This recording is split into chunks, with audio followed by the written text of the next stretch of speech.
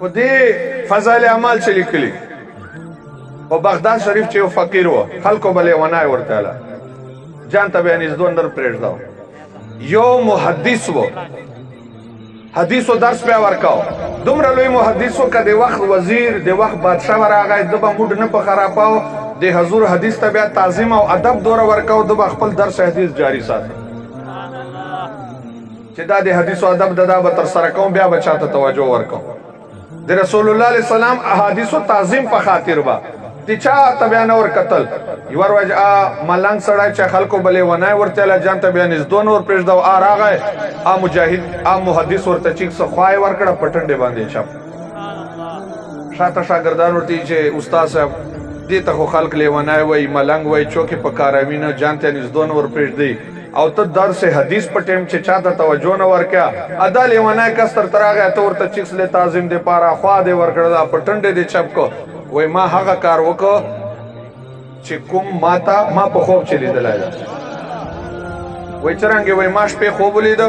رسول الله علیه الصلاۃ والسلام زیارت ته وسو د حضور کچاره چې مجلس ته حاضر و دغه شبلی چې تاسو لیونای ورته وای دا راغی رسول الله علیه السلام ورته چیک سو خوای ورکړه پټنډه باندې چپ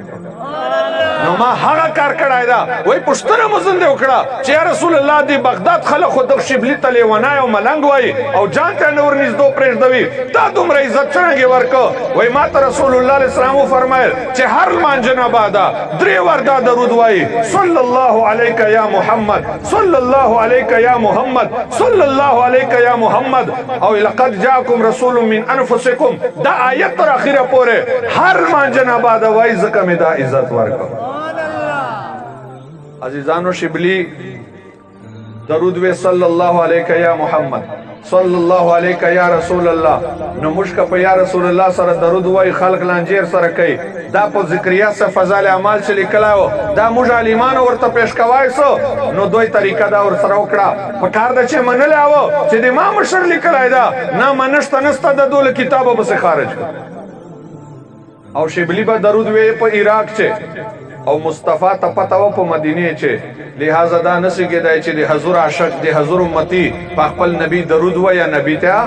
پتہ ہم نہیں ذکا اعلی حضرت فرمائے ہم یہاں سے پڑھے وہ مدینے سنے ہم یہاں سے پڑھے وہ مدینے سنے